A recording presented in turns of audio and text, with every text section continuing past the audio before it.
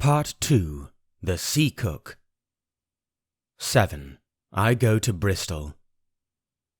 It was longer than the squire imagined ere we were ready for the sea, and none of our first plans, not even Dr. Livesey's of keeping me beside him, could be carried out as we intended.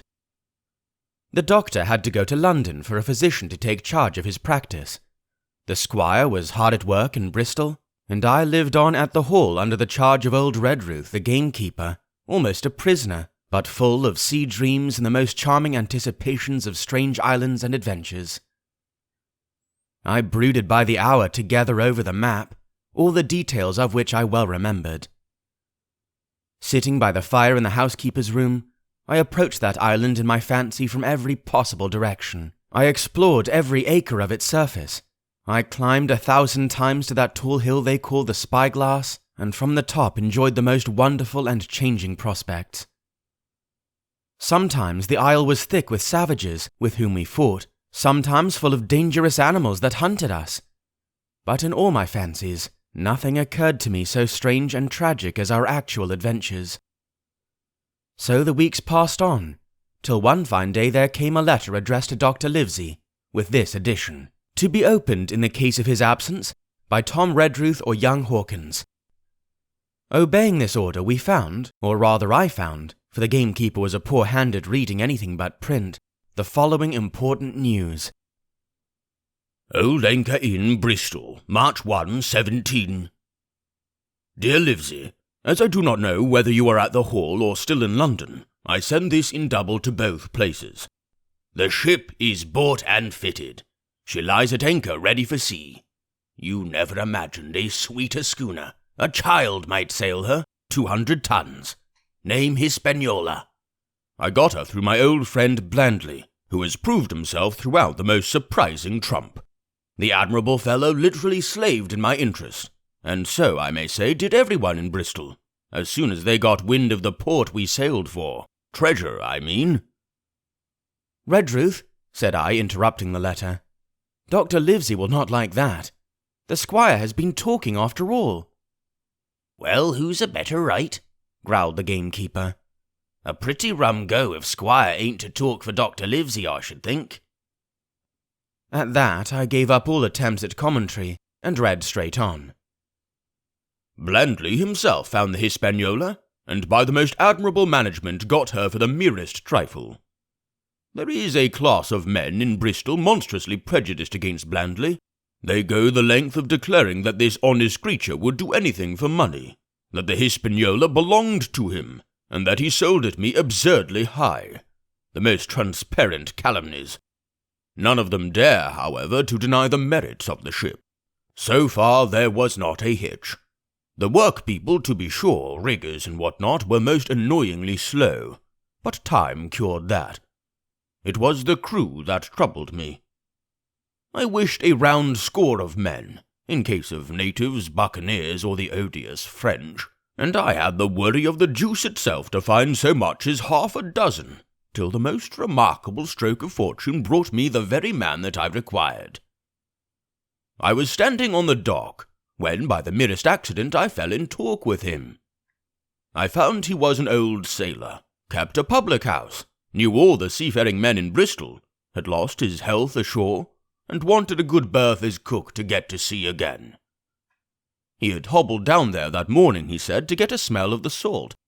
I was monstrously touched, so would you have been, and out of pure pity I engaged him on the spot to be ship's cook. Long John Silver he is called, and has lost a leg, but that I regarded as a recommendation, since he lost it in his country's service, under the immortal Hawk. He has no pension, Livesey. Imagine the abominable age we live in. Well, sir, I thought I had only found a cook, but it was a crew I had discovered. Between Silver and myself we got together in a few days a company of the toughest old sorts imaginable. Not pretty to look at, but fellows by their faces of the most indomitable spirit. I declare we could fight a frigate. Long John even got rid of 2 out of the 6 or 7 I had already engaged. He showed me in a moment that they were just the sort of freshwater swabs we had to fear in an adventure of importance. I am in the most magnificent health and spirits, eating like a bull, sleeping like a tree. Yet I shall not enjoy a moment till I hear my old tarpaulins tramping round the capstan. Seaward ho! Hang the treasure! It's the glory of the sea that has turned my head. So now, Livesey, come post. Do not lose an hour if you respect me. Let young Hawkins go at once to see his mother, with Redruth for a guard, and then both come full speed to Bristol. John Trelawney. Postscript. I did not tell you that Blandley, who, by the way, is to send a consort after us if we don't turn up by the end of August, had found an admirable fellow for sailing master. A stiff man, which I regret, but in all other respects a treasure. Long John Silver unearthed a very competent man for a mate, a man named Arrow. I have a boatswain who pipes, Livesey, so things shall go man-o'-war fashion on board the good ship Hispaniola. I forgot to tell you that Silver is a man of substance. I know of my own knowledge that he has a banker's account, which has never been overdrawn. He leaves his wife to manage the inn, and as she is a woman of colour, a pair of old bachelors like you and I may be excused for guessing that it is the wife, quite as much as the health, that sends him back to roving. J.T. P.P.S. Hawkins may stay one night with his mother. J.T. You can fancy the excitement into which that letter put me. I was half beside myself with glee. And if ever I despised a man, it was old Tom Redruth, who could do nothing but grumble and lament. Any of the under gamekeepers would gladly have changed places with him, but such was not the squire's pleasure, and the squire's pleasure was like law among them all. Nobody but old Redruth would have dared so much as even to grumble. The next morning he and I set out on foot for the Admiral Benbow, and there I found my mother in good health and spirits. The captain, who had so long been a cause of so much discomfort, was gone where the wicked cease from troubling. The squire had had everything repaired, and the public rooms and the sign repainted, and had added some furniture, above all a beautiful armchair for mother in the bar. He had found her a boy as an apprentice also, so that she should not want help while I was gone. It was on seeing that boy that I understood, for the first time, my situation. I had thought up to that moment of the adventures before me, not at all of the home that I was leaving. And now, at sight of this clumsy stranger, who was to stay here in my place beside my mother, I had my first attack of tears. I am afraid I led that boy a dog's life, for as he was new to the work, I had 100 opportunities of setting him right and putting him down, and I was not slow to profit by them. The night passed, and the next day after dinner, Redruth and I were afoot again and on the road. I said good-bye to mother and the cove where I had lived since I was born, and the dear old Admiral Benbow, since he was repainted no longer quite so dear. One of my last thoughts was of the captain, who had so often strode along the beach with his cocked hat, his sabre-cut cheek, and his old brass telescope. Next moment we had turned the corner, and my home was out of sight. The mail picked us up about dusk at the Royal George on the Heath.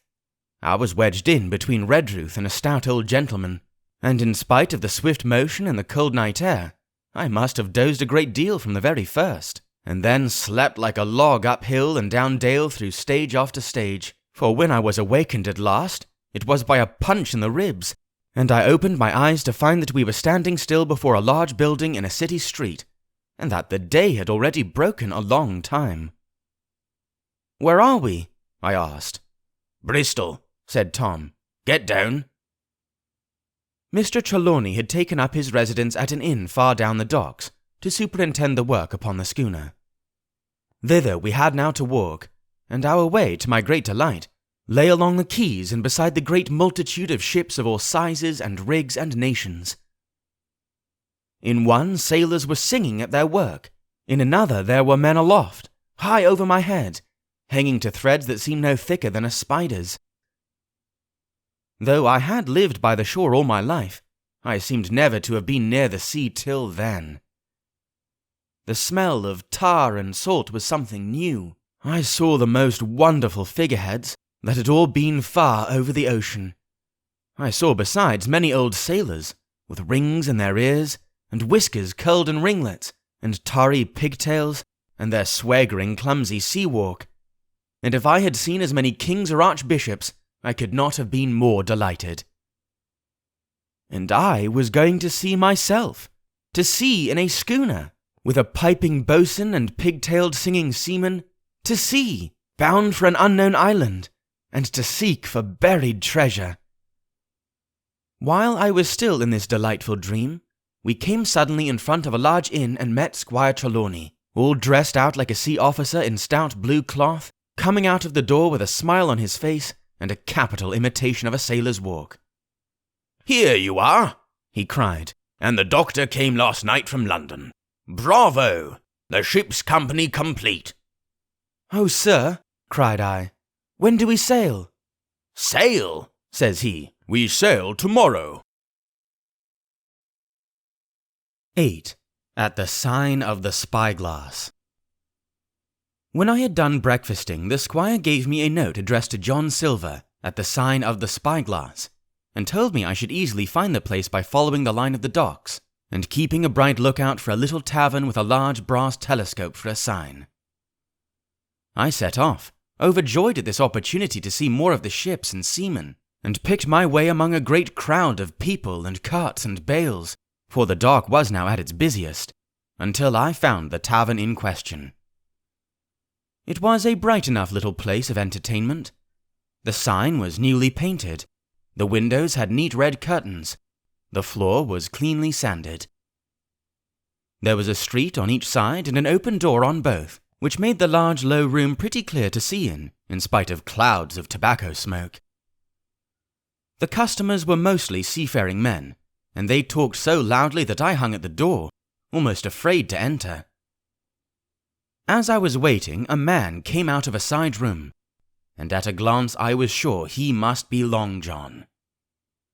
His left leg was cut off close by the hip, and under the left shoulder he carried a crutch, which he managed with wonderful dexterity, hopping about upon it like a bird. He was very tall and strong, with a face as big as a ham, plain and pale, but intelligent and smiling. Indeed, he seemed in the most cheerful spirits, whistling as he moved about among the tables, with a merry word or a slap on the shoulder for the more favoured of his guests.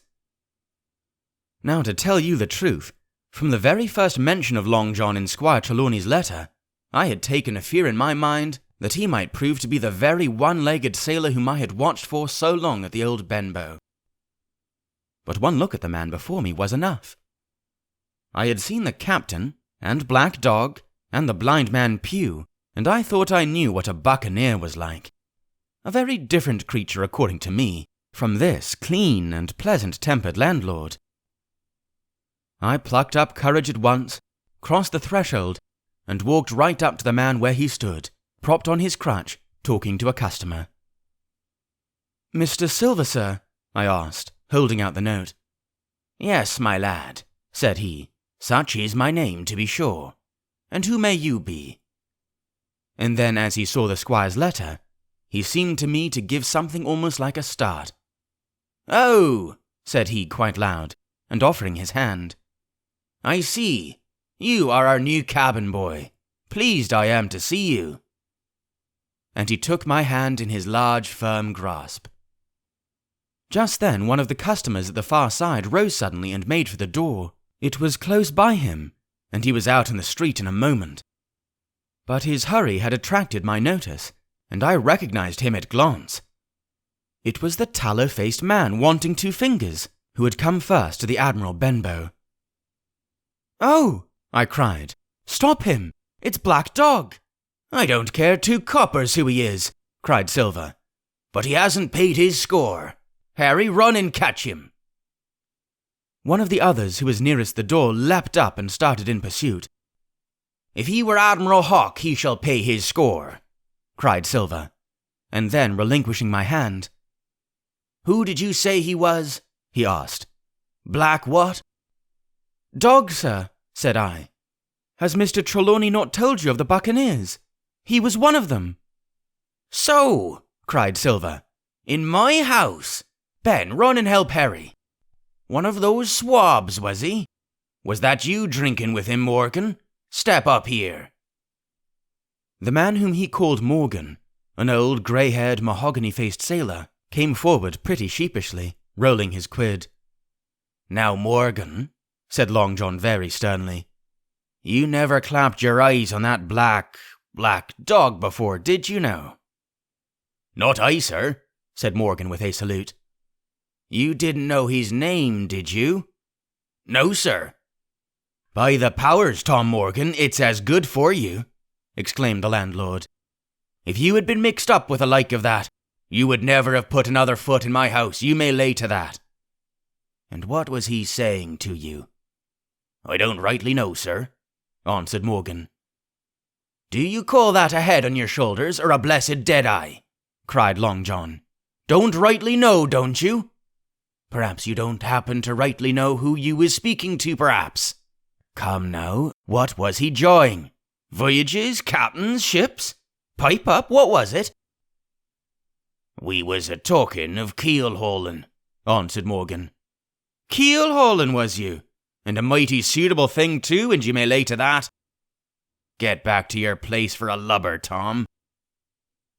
And then, as Morgan rolled back to his seat, Silver added to me in a confidential whisper that was very flattering, as I thought. He's quite an honest man, Tom Morgan, only stupid. And now, he ran on again, aloud. Let's see. Black Dog. No, I don't know the name, not I. Yet I kind of think I've seen the swab. He used to come here with a blind beggar he used. That he did, you may be sure, said I. I knew that blind man too. His name was Pew. It was, cried Silver, now quite excited. Pew, that were his name for certain. He looked a shark, he did. If we run down this Black Dog now, there'll be news for Captain Trelawney. Ben's a good runner. Few seamen run better than Ben. He should run him down, hand over hand, by the powers. He took to keel-hauling, did he? I'll keel-haul him. All the time he was jerking out these phrases, he was stumping up and down the tavern on his crutch, slapping tables with his hand, and giving such a show of excitement as would have convinced an Old Bailey judge or a Bow Street runner. My suspicions had been thoroughly reawakened on finding Black Dog at the spyglass, and I watched the cook narrowly. But he was too deep and too ready and too clever for me, and by the time the two men had come back out of breath and confessed that they had lost the track in a crowd and been scolded like thieves, I would have gone bail for the innocence of Long John Silver. See here now, Hawkins, said he. Here's a blessed hard thing on a man like me now, ain't it? There's Captain Trelawney. What's he to think? Here I have this confounded son of a Dutchman sitting in my own house drinking of my own rum. Here you comes and tells me of it plain, and here I let him give us all the slip before my blessed deadlights. Now, Hawkins, you do me justice with the captain. You're a lad, you are, but you're as smart as paint. I see that when you first come in. Now here it is. What could I do with this old timber I hobble on? When I was an A.B. master mariner, I'd have come up alongside of him hand over hand and broached him to in a brace of old shakes, I would. But now... And then, all of a sudden, he stopped, and his jaw dropped as though he had remembered something. The score! He burst out. 3 goes of rum! Why, shiver my timbers if I hadn't forgotten my score! And falling on a bench, he laughed until the tears ran down his cheeks. I could not help joining, and we laughed together, peal after peal, until the tavern rang again. Why, what a precious old sea calf I am, he said at last, wiping his cheeks. You and me should get on well, Hawkins, for I'll take my davy I should be rated ship's boy. But come now, stand by to go about. This won't do. Duty is duty, messmates.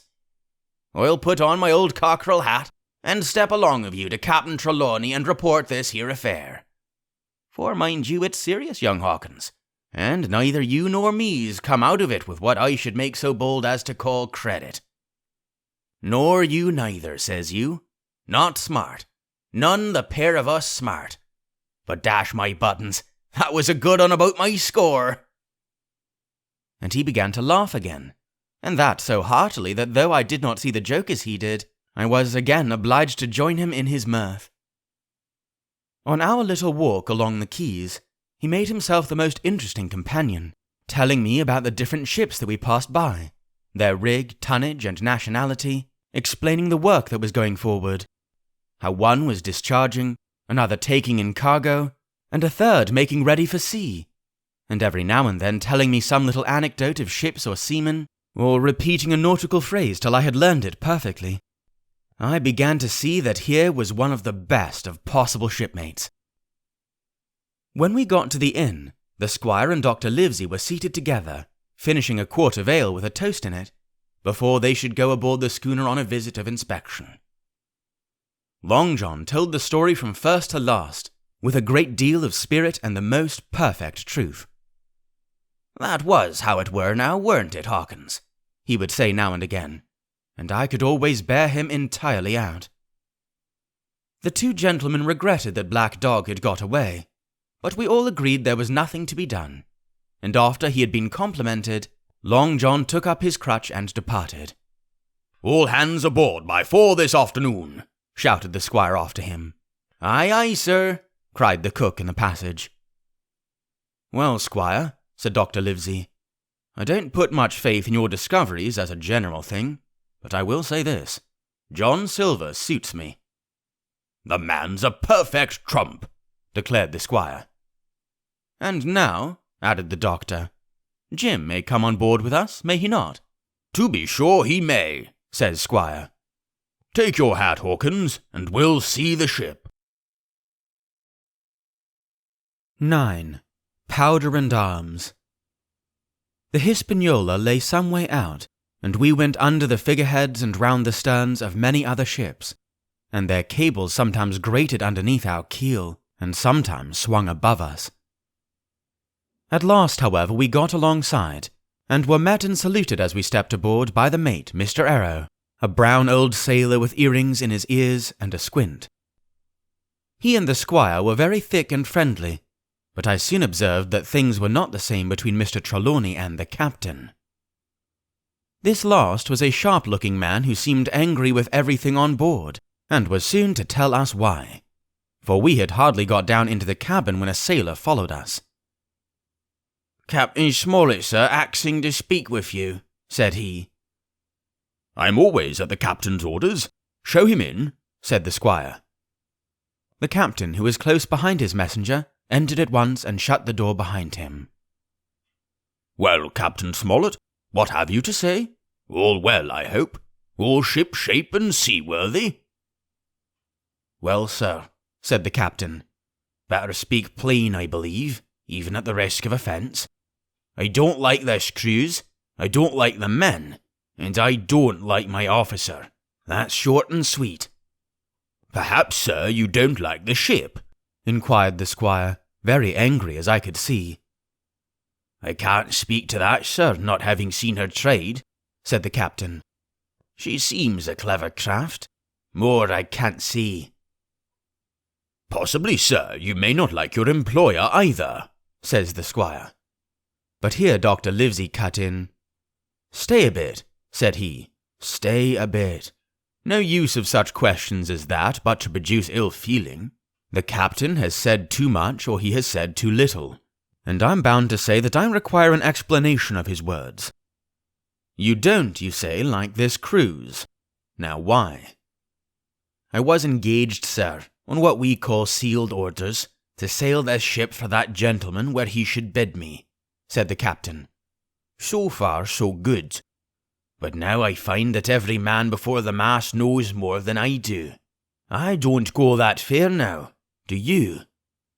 "No," said Dr. Livesey, "I don't."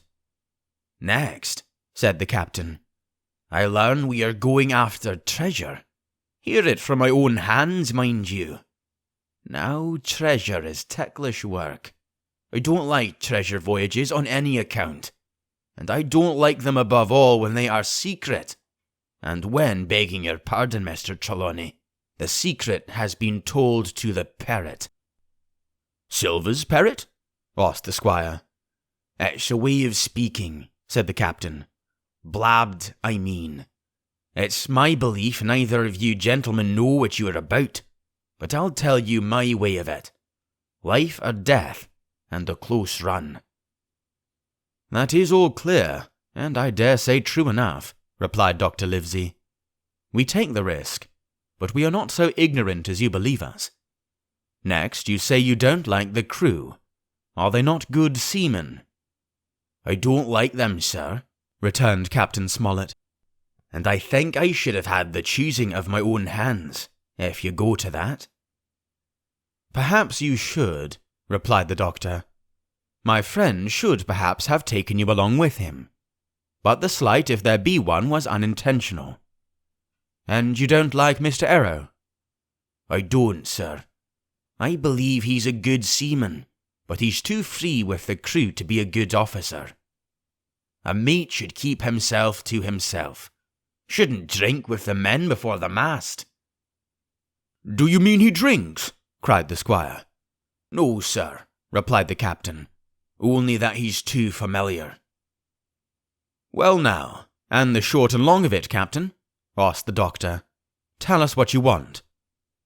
"Well, gentlemen, are you determined to go on this cruise?" "Like iron," answered the squire. "Very good," said the captain. "Then, as you've heard me very patiently, saying things that I could not prove, hear me a few words more. They are putting the powder and the arms in the forehold. Now, you have a good place under the cabin. Why not put them there? First point. Then, you are bringing 4 of your own people with you, and they tell me some of them are to be berthed forward. Why not give them the berths here beside the cabin? Second point." "Any more?" asked Mr. Trelawney. "One more," said the captain. "There's been too much blabbing already." "Far too much," agreed the doctor. "I'll tell you what I've heard myself," continued Captain Smollett. "That you have a map of an island, that there's crosses on the map to show where treasure is, and that the island lies—" and then he named the latitude and longitude exactly. "I never told that," cried the squire, "to a soul." "The hands know it, sir," returned the captain. "Livesey, that must have been you or Hawkins," cried the squire. "It doesn't much matter who it was," replied the doctor. And I could see that neither he nor the captain paid much regard to Mr. Trelawney's protestations. Neither did I, to be sure. He was so loose a talker. Yet in this case I believe he was really right, and that nobody had told the situation of the island. "Well, gentlemen," continued the captain, "I don't know who has this map, but I make it a point it shall be kept secret even from me and Mr. Arrow. Otherwise, I would ask you to let me resign." "I see," said the doctor. "You wish us to keep this matter dark, and to make a garrison of the stern part of the ship, manned with my friend's own people, and provided with all the arms and powder on board. In other words, you fear a mutiny." "Sir," said Captain Smollett, "with no intention to take offence, I deny your right to put words into my mouth. No captain, sir, would be justified in going to sea at all, if he had ground enough to say that. As for Mr. Arrow, I believe him thoroughly honest. Some of the men are the same, all maybe, for what I know. But I am responsible for the ship's safety and the life of every man jack aboard of her. I see things going, as I think, not quite right, and I ask you to take certain precautions, or let me resign my berth. And that's all." "Captain Smollett," began the doctor with a smile, "did ever you hear the fable of the mountain and the mouse? You'll excuse me, I dare say, but you remind me of that fable. When you came in here, I'll stake my wig, you meant more than this." "Doctor," said the captain, "you are smart. When I came in here, I meant to get discharged. I had no thought that Mr. Trelawney would hear a word." "No more I would," cried the squire. Had Livesey not been here, I should have seen you to the deuce. As it is, I have heard you. I will do as you desire, but I think the worse of you." "That's as you please, sir," said the captain. "You'll find I do my duty." And with that he took his leave. "Trelawney," said the doctor, "contrary to all my notions, I believe you have managed to get 2 honest men on board with you. That man and John Silver." "Silver, if you like," cried the squire. "But as for that intolerable humbug, I declare I think his conduct unmanly, unsailorly, and downright un-English." "Well," says the doctor, "we shall see." When we came on deck, the men had begun already to take out the arms and powder, yo-hoing at their work, while the captain and Mr. Arrow stood by superintending. The new arrangement was quite to my liking. The whole schooner had been overhauled, 6 berths had been made astern out of what had been the after part of the main hold, and this set of cabins was only joined to the galley and forecastle by a sparred passage on the port side. It had been originally meant that the captain, Mr. Arrow, Hunter, Joyce, the doctor, and the squire were to occupy these 6 berths. Now Redruth and I were to get 2 of them, and Mr. Arrow and the captain were to sleep on deck in the companion, which had been enlarged on each side till you might almost have called it a roundhouse. Very low it was still, of course, but there was room to swing 2 hammocks, and even the mate seemed pleased with the arrangement. Even he, perhaps, had been doubtful as to the crew, but that is only guess, for as you shall hear, we had not long the benefit of his opinion. We were all hard at work, changing the powder in the berths, when the last man or 2, and Long John along with them, came off in a shore boat. The cook came up the side like a monkey for cleverness, and as soon as he saw what was doing, "So ho, mates," says he, "what's this?" "We're a-changing of the powder, Jack," answers one. "Why, by the powers," cried Long John, "if we do, we'll miss the morning tide." "My orders," said the captain shortly. "You may go below, my man. Hands well want supper."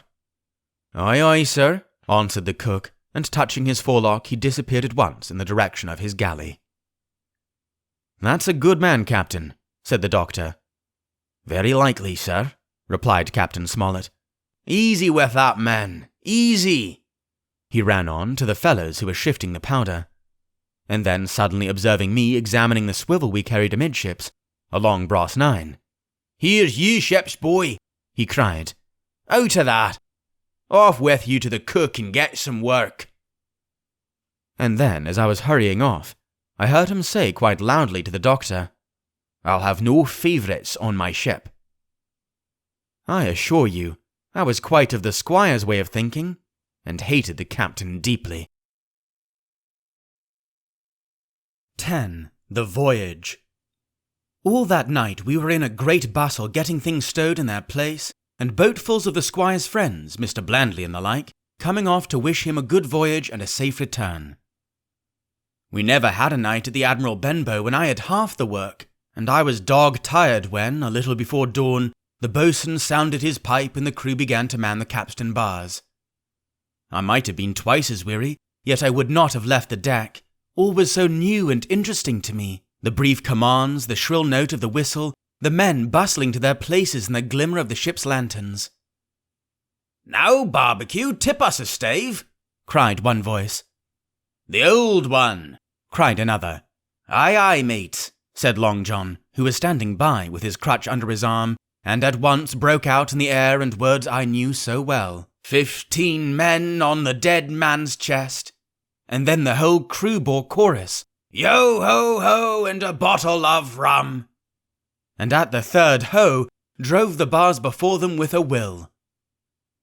Even at that exciting moment, it carried me back to the old Admiral Benbow in a second, and I seemed to hear the voice of the old captain piping in the chorus. But soon the anchor was short up, soon it was hanging dripping at the bows, soon the sails began to draw, and the land and shipping to flit by on either side, and before I could lie down to snatch an hour of slumber, the Hispaniola had begun her voyage to the Isle of Treasure. I'm not going to relate that voyage in detail. It was fairly prosperous. The ship proved to be a good ship, The crew were capable seamen, and the captain thoroughly understood his business. But before we came the length of Treasure Island, 2 or 3 things had happened which required to be known.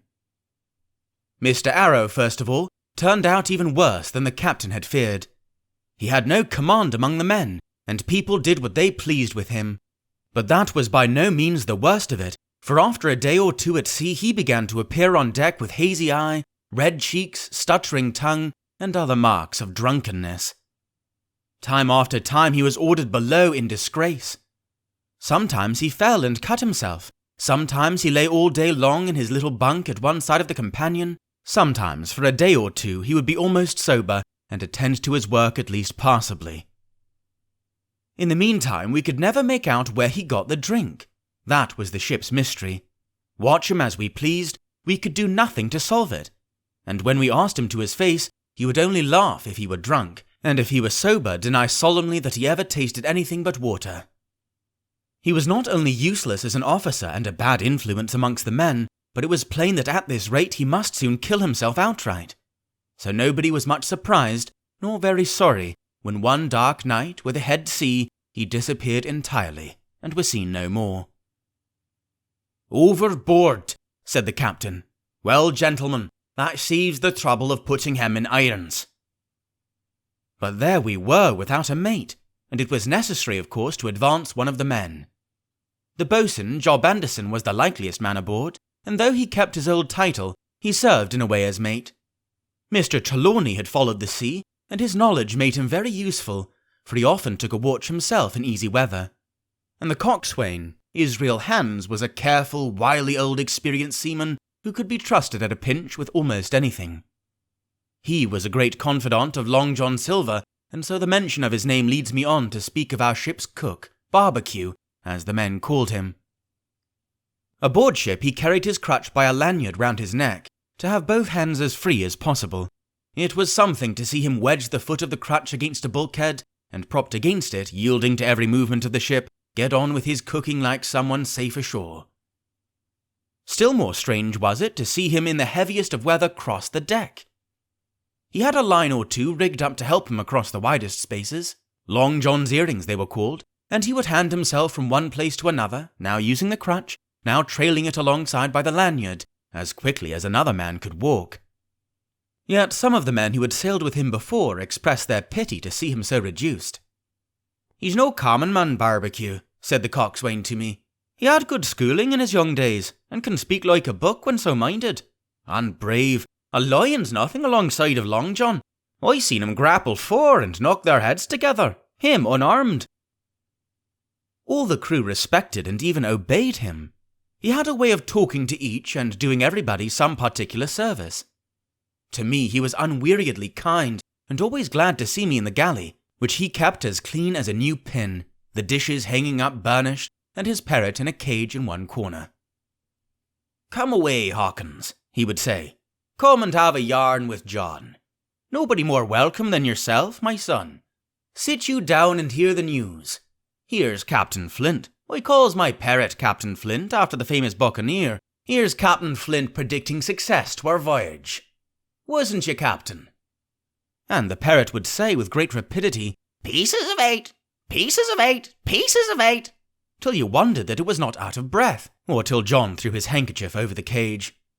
"Now that bird," he would say, "is maybe 200 years old, Hawkins. They live forever mostly, and if anybody's seen more wickedness, it must be the devil himself.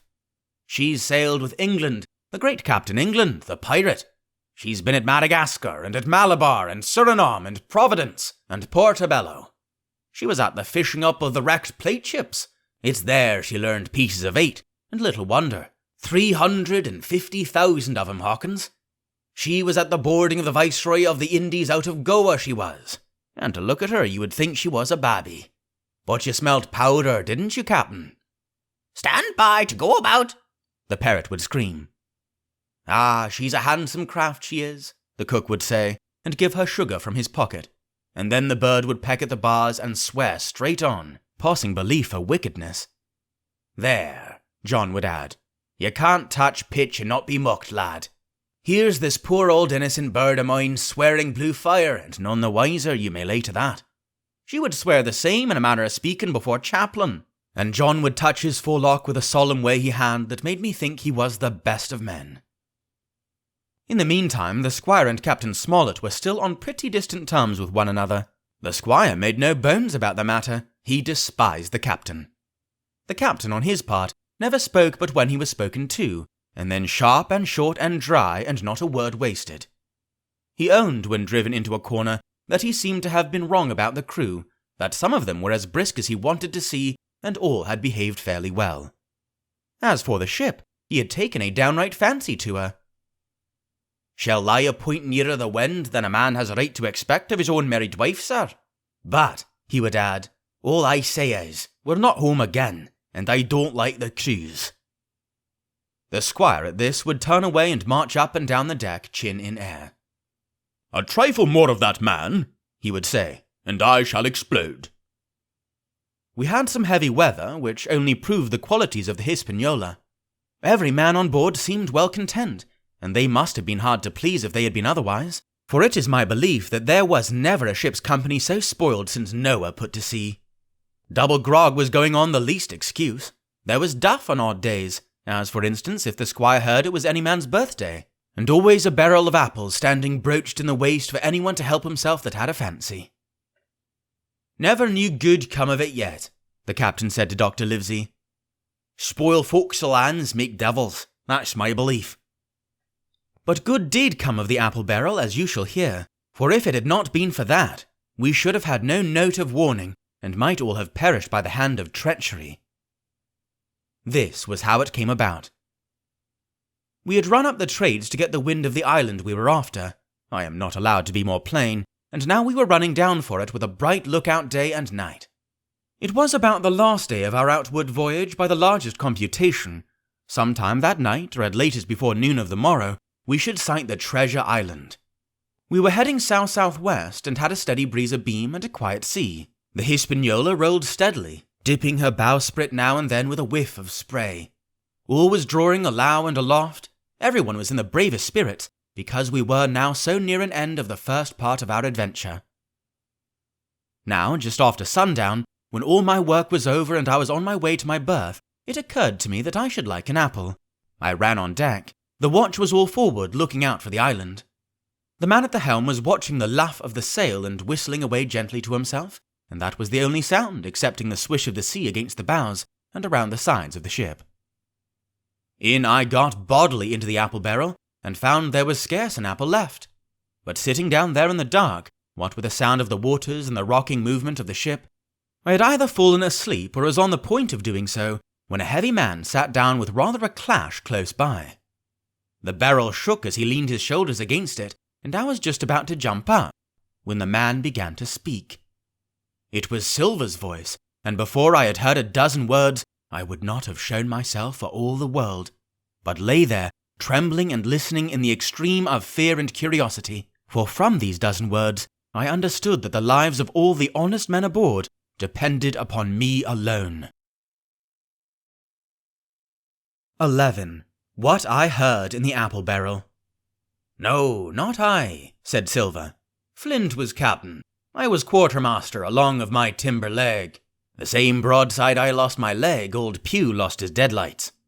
It was a master surgeon, him that amputated me, out of college and all, Latin by the bucket and what not, but he was hanged like a dog, and sun-dried like the rest at Corso Castle. That was Robert's men, that was, and comed of changing names to their ships, Royal Fortune and so on. Now, what a ship was christened, so let her stay, I says. So it was with the Cassandra, as brought us all safe home from Malabar, after England took the Viceroy of the Indies. So it was with the old Walrus, Flint's old ship, as I've seen amuck with the red blood and fit to sink with gold." "Ah," cried another voice, that of the youngest hand on board, and evidently full of admiration. "He was the flower of the flock, was Flint." "Davis was a man too, by all accounts," said Silver. "I never sailed along of him. First with England, then with Flint, that's my story, and now here on my own account, in a manner of speaking. I laid by 900 safe from England, and 2,000 after Flint. That ain't bad for a man before the mast, all safe in bank. 'Tain't earning now, it's saving, does it? You may lay to that. Where's all England's men now? I dunno. Where's Flint's? Why, most on him aboard here, and glad to get the duff. Been begging before that, some on 'em.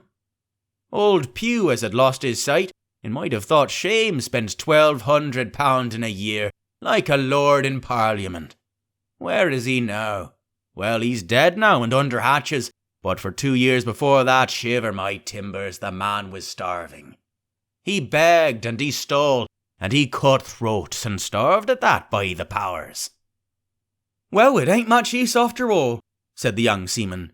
'Tain't much use for fools, you may lay to it.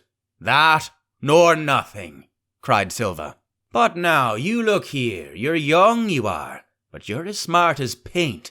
I see that when I set my eyes on you, and I'll talk to you like a man.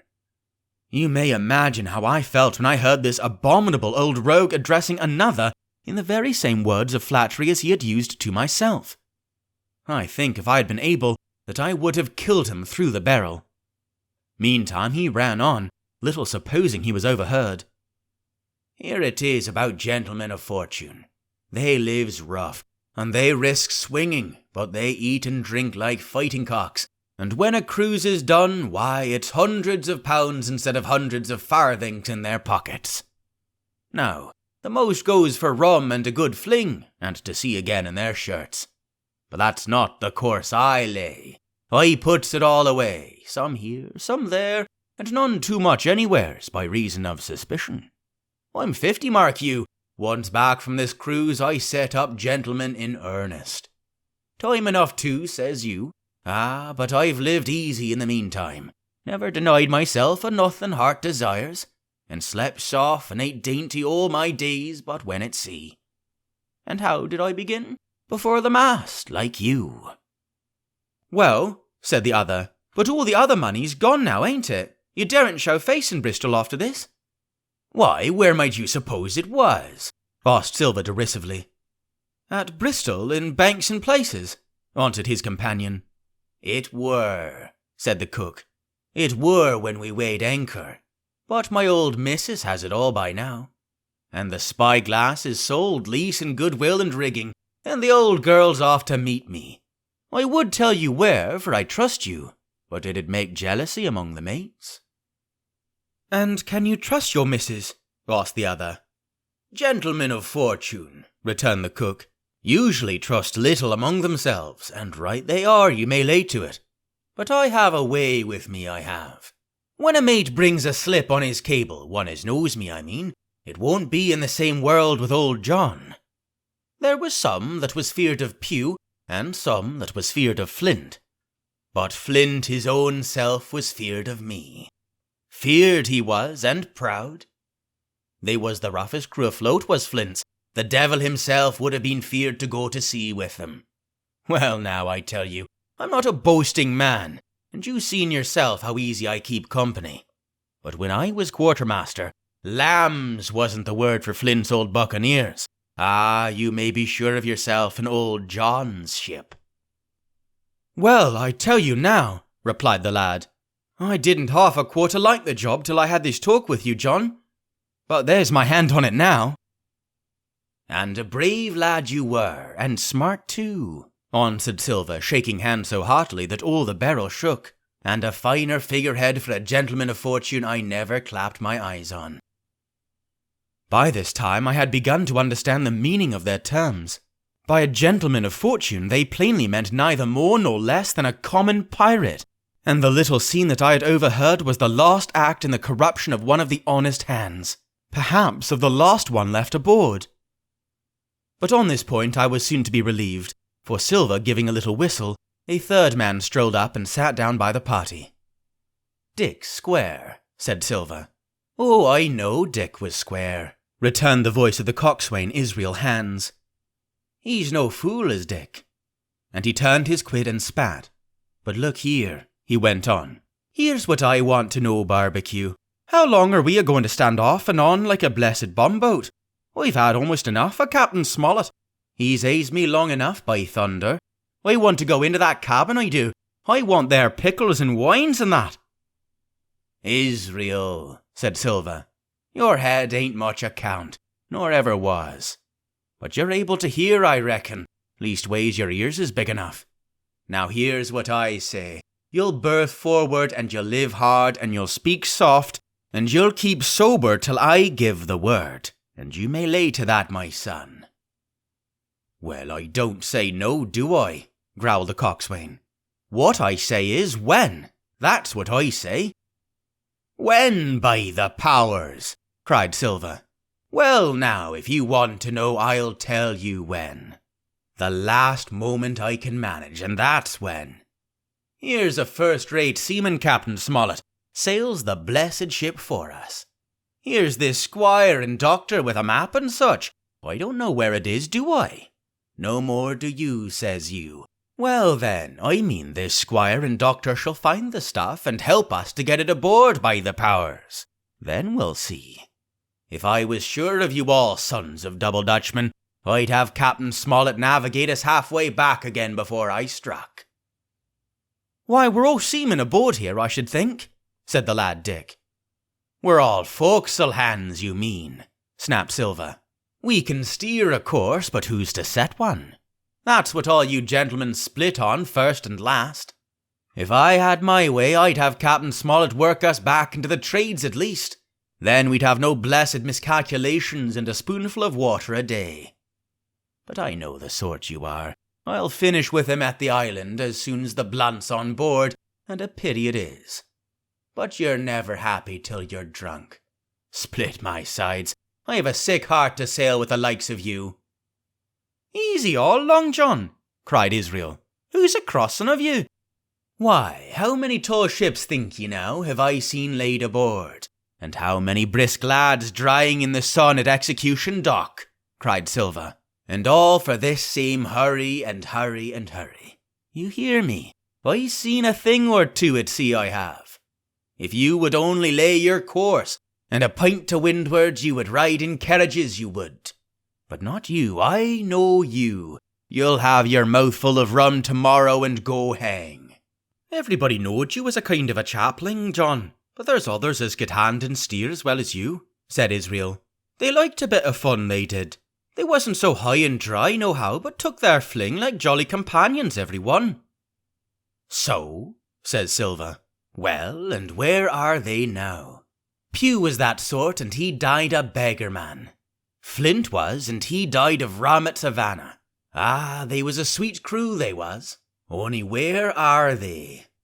But, asked Dick, when we do lay him athwart, what are we to do with him anyhow? There's the man for me, cried the cook admiringly. That's what I call business. Well, what would you think? Put him ashore like maroons? That would have been England's way. Or cut him down like that much pork? That would have been Flint's or Billy Bones's.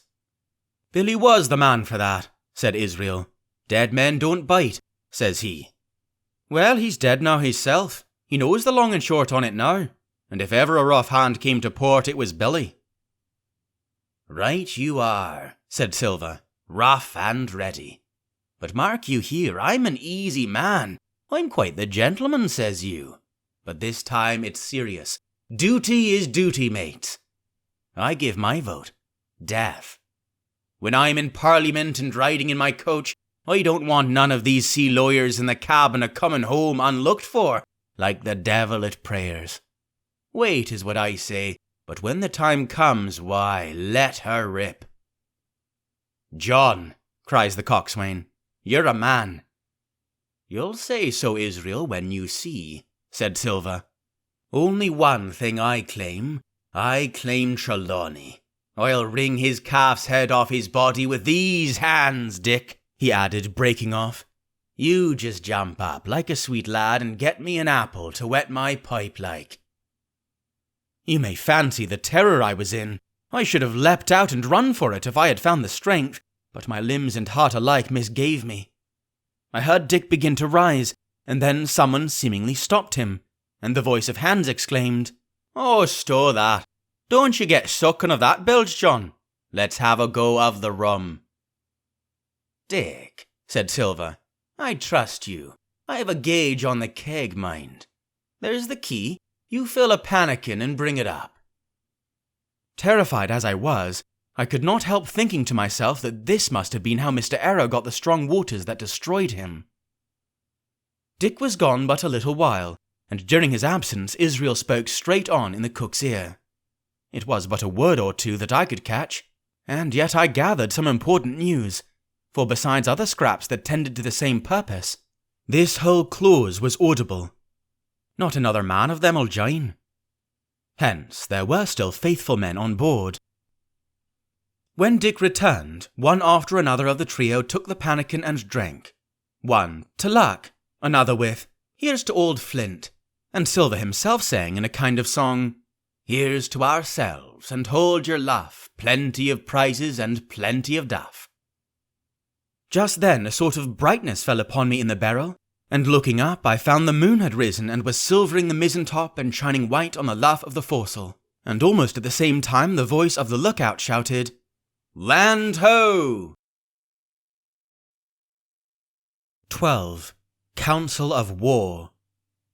There was a great rush of feet across the deck. I could hear people tumbling up from the cabin and the forecastle, and slipping in an instant outside my barrel, I dived behind the foresail, made a double towards the stern, and came out upon the open deck in time to join Hunter and Dr. Livesey in the rush for the weather bow. There all hands were already congregated. A belt of fog had lifted almost simultaneously with the appearance of the moon. Away to the southwest of us we saw two low hills, about a couple of miles apart, and rising behind one of them a third and higher still, whose peak was still buried in the fog. All three seemed sharp and conical in figure. So much I saw almost in a dream, for I had not yet recovered from my horrid fear of a minute or two before. And then I heard the voice of Captain Smollett issuing orders. The Hispaniola was laid a couple of points nearer the wind, and now sailed a course that would just clear the island on the east. "And now, men," said the captain when all was sheeted home, "has any one of you ever seen that land ahead?" "I have, sir," said Silver. "I've watered there with a trader I was cooking." "The anchorage is on the south, behind an islet, I fancy?" asked the captain. "Yes, sir, Skeleton Island they calls it. It were a main place for pirates once, and a hand we had on board knowed all their names for it. That hill to the nor'ard they call the Foremast Hill. There are 3 hills in a row running south'ard, fore, main and mizzen, sir. But the main, that's the big un with a cloud on it, they usually calls the Spyglass, by reason of a lookout they kept when they was in the anchorage cleaning, for it's there they clean their ships, sir, asking your pardon." "I have a chart here," says Captain Smollett. "See if that's the place."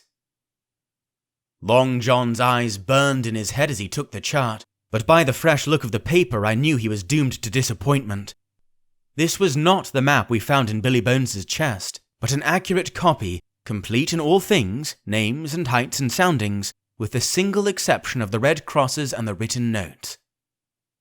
Sharp as must have been his annoyance, Silver had the strength of mind to hide it. "Yes, sir," said he.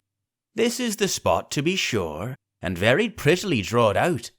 Who might have done that, I wonder? The pirates were too ignorant, I reckon. Aye, here it is, Captain Kidd's anchorage, just the name my shipmate called it. There's a strong current runs along the south, and then away nor'ard up the west coast." "Right you was, sir," says he, "to haul your wind and keep the weather of the island. Leastways, if such was your intention as to enter and careen, and there ain't no better place for that in these waters." "Thank you, my man," says Captain Smollett. "I'll ask you later on to give us a help. You may go." I was surprised at the coolness with which John avowed his knowledge of the island, and I own I was half frightened when I saw him drawing nearer to myself. He did not know, to be sure, that I had overheard his counsel from the apple barrel, and yet I had by this time taken such a horror of his cruelty, duplicity, and power that I could scarce conceal a shudder when he laid his hand upon my arm.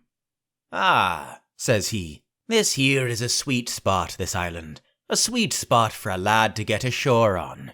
You'll bathe and you'll climb trees and you'll hunt goats, you will, and you'll get aloft on them hills like a goat yourself. Why, it makes me young again. I was going to forget my timber leg, I was. It's a pleasant thing to be young and have 10 toes, and you may lay to that. When you want to go a bit of exploring, you just ask old John, and he'll put up a snack for you to take along." And clapping me in the friendliest way upon the shoulder, he hobbled off forward and went below. Captain Smollett, the squire, and Dr. Livesey were talking together on the quarter deck, and anxious as I was to tell them my story, I durst not interrupt them openly. While I was still casting about in my thoughts to find some probable excuse, Dr. Livesey called me to his side. He had left his pipe below, and being a slave to tobacco, had meant that I should fetch it. But as soon as I was near enough to speak and not to be overheard, I broke immediately. "Doctor, let me speak. Get the captain and squire down to the cabin, and then make some pretense to send for me. I have terrible news." The doctor changed countenance a little, but next moment he was master of himself. "Thank you, Jim," said he quite loudly. "That was all I wanted to know," as if he had asked me a question. And with that he turned on his heel and rejoined the other two. They spoke together for a little, and though none of them started or raised his voice, or so much as whistled, it was plain enough that Dr. Livesey had communicated my request. For the next thing I heard was the captain giving an order to Job Anderson, and all hands were piped on deck. "My lads," said Captain Smollett, "I have a word to say to you. This land that we have sighted is the place we have been sailing for. Mr. Trelawney, being a very open-handed gentleman, as we all know, has just asked me a word or two, and as I was able to tell him that every man on board had done his duty alow and aloft, as I never asked to see it done better, why he and I and the doctor are going below to the cabin to drink your health and luck, and you'll have grog served out for you to drink our health and luck. I'll tell you what I think of this. I think it handsome. And if you think as I do, you'll give a good sea cheer for the gentleman that does it."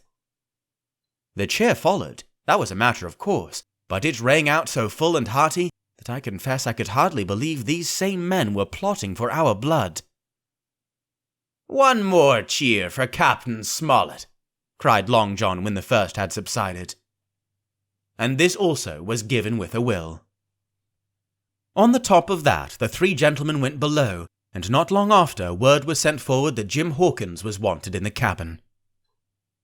I found them all three seated round the table, a bottle of Spanish wine and some raisins before them, and the doctor smoking away with his wig on his lap, and that, I knew, was a sign that he was agitated. The stern window was open, for it was a warm night, and you could see the moon shining behind on the ship's wake. "Now, Hawkins," said the squire, "you have something to say. Speak up." I did as I was bid, and as short as I could make it, told the whole details of Silver's conversation. Nobody interrupted me till I was done, nor did any one of the three of them make so much as a movement, but they kept their eyes upon my face from first to last. "Jim," said Dr. Livesey, "take a seat." And they made me sit down at table beside them, poured me out a glass of wine, filled my hands with raisins, and all three, one after the other, and each with a bow, drank my good health and their service to me, for my luck and courage. "Now, Captain," said the squire, "you were right, and I was wrong. I own myself an ass, and I await your orders." "No more an ass than I, sir," returned the captain. "I never heard of a crew that meant to mutiny but what showed signs before, any man that had an eye in his head to see the mischief and take steps according. But this crew," he added, "beats me." "Captain," said the doctor, "with your permission, that's Silver, a very remarkable man." "He'd looked remarkably well from a yardarm, sir," returned the captain. "But this is all talk. This don't lead to anything. I see 3 or 4 points, and with Mr. Trelawney's permission I'll name them." "You, sir, are the captain. It is for you to speak," says Mr. Trelawney grandly. "First point," began Mr. Smollett. "We must go on, because we can't turn back. If I gave the word to go about, they would rise at once. Second point, we have time before us, at least until this treasure's found. Third point, there are faithful hands. Now, sir, it's got to come to blows sooner or later, and what I propose is to take time by the forelock, as the saying is, and come to blows some fine day when they least expect it." We can count, I take it, on your own home servants, Mr. Trelawney. As upon myself, declared the squire. 3, reckoned the captain. Ourselves make 7, counting Hawkins here. Now about the honest hands. Most likely Trelawney's own men, said the doctor. Those he had picked up for himself before he lit on Silver. Nay, replied the squire. Hans was one of mine. I did think I could have trusted Hans, added the captain. And to think that they're all Englishmen, broke out the squire. Sir, I could find it in my heart to blow the ship up. Well, gentlemen, said the captain, the best that I can say is not much. We must lay to, if you please, and keep a bright lookout. It's trying on a man, I know. It would be pleasanter to come to blows. But there's no help for it till we know our men. Lay to and whistle for a wind, that's my view. Jim here, said the doctor, can help us more than anyone. The men are not shy with him, and Jim is a noticing lad. Hawkins, I put prodigious faith in you, added the squire. I began to feel pretty desperate at this, for I felt altogether helpless. And yet, by an odd train of circumstances, it was indeed through me that safety came. In the meantime, talk as we pleased, there were only 7 out of the 26 on whom we knew we could rely, and out of these 7 1 was a boy, so that the grown men on our side were 6 to their 19.